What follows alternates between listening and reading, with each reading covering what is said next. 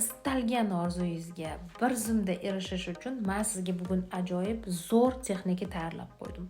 Chunki men orzularga erishish qirolichasiman deb o'zimni e'lon qila olaman, Allohga shukr. Chunki nimani oldimga maqsad qo'ygan bo'lsam, to'g'ri harakatlar strategiyasini qilib hamda ongim bilan ishlab, Allohning yordami bilan bunga erishib kelyapman. Meni taniganlar biladi, bilmaganlarga esa eslataman.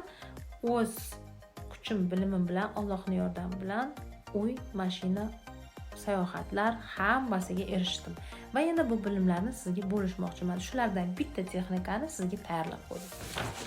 2175 texnikasi. Tezda aytaman. Demak, ong bilan ishlash uchun biz ongimizni neyro hujayralariga programmalar kiritamiz. Demak, hozirni o'zida 2 daqiqada o'ylaysiz va 2 daqiqada bitta orzungizni yaxshilab o'ylab olasiz. Qaysi orzuni amalga oshirish bo'yicha ishlayman. Pauzaga qo'yib eslashingiz mumkin. 2 daqiqa sizga muddat. Xo'p, endi 2 daqiqa o'tdi deb o'ylaymiz va endi siz mana shu orzungiz amalga oshayotgan obrazni tasavvur qilasiz. Ya'ni bitta obrazni tasavvur qilasiz. Birinchi raqamga keldik.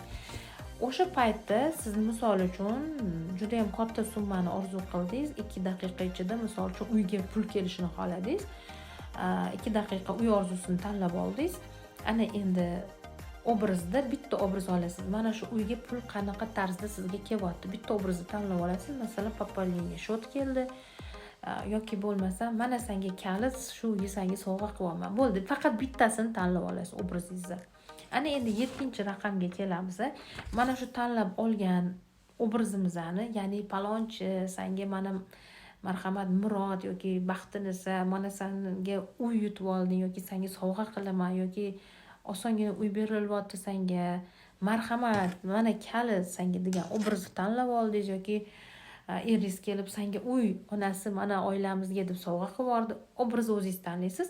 Mana shuni 7 raqamiga ko'ra siz 7 kun mana shu obrazni tasavvur qilib yurasiz.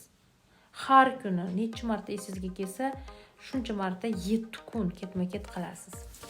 Va keyingisi uzilish texnikasi 5 hisoblanadi va siz уже bu ishni bajarib bo'lishingiz bilan sirazi darhol 5 sekundda o'zida uzilib yorasiz. Ya'ni bu texnikani qilganingizni unutib uzilib yorasiz, chalg'iysiz. Chunki miyangizda agarda voy bo'larmikin, o'xsharmikin, o'xshamasmikin desangiz, unda o'xshamaydi. Bu texnika sizlar uchun sovg'a edi.